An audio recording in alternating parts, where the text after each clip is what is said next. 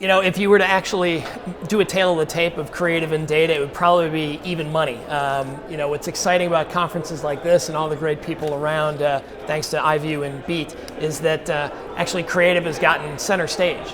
Normally there are so many panels where creative is the last thing to be talked about. Is almost an, oh, by the way, that's right, creative actually can be helpful here. So it would be even money in terms of which has the most impact, in terms of what has greater upside. If you were to shape the question a little differently, and where is the largest room for improvement, it's by far the creative. Famous line from the president of an agency had mentioned to me, Matt, we have 4,000 ways that we can target, and they hand me 4 creative one time, and that's all I've got to use. We're moving past that now, and fortunately, the ability to not just have data impact creative decision making at the ops and strats level before any actual production takes place, that is actually starting to happen. Even if media and creative agencies are still separated or 9 floors apart or in a different building or different part of the world, they're in rhythm together. That's healthy for everybody in terms of knowing that we're moving just from one flat, static piece of storytelling to actually being able to insert different vignettes and different moments where that can speak to a particular segment. Maybe not an individual, obviously, yet, but certainly a large bucketed segment of people to speak differently for an existing customer, someone who's considering being a customer, someone who's never even considered the category altogether. So that's where the largest upside is that we see today.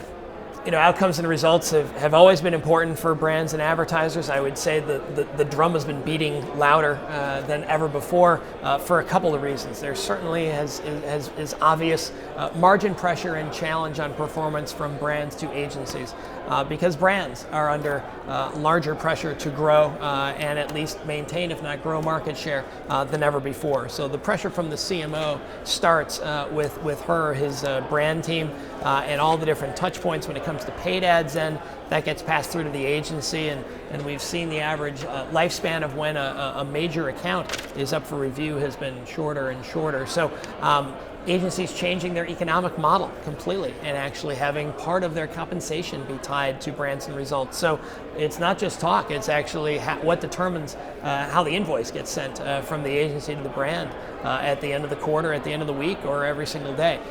So we're always wanting to have our causes create the effects that we're looking for. We're now in a place, thanks to all media becoming more digitized, thanks to video being able to be executed not just for brand awareness objectives, but for performance campaigns as well. Everything ultimately is geared towards a performance. It's just a matter of time of how far you get down the funnel or the side funnel or the circle or the double loop or whatever model and visual you might be using today. It all comes down to results. So I think Mark Pritchard did a great job in sounding the alarm at a great moment at the IAB leadership meetings this past January. Gave some very tangible to-dos to challenge fellow brand leaders and the agencies that they work with, all for the same goal, so that everyone is marching to the same beat and really keeping their eyes on the same prize, and that's outcomes.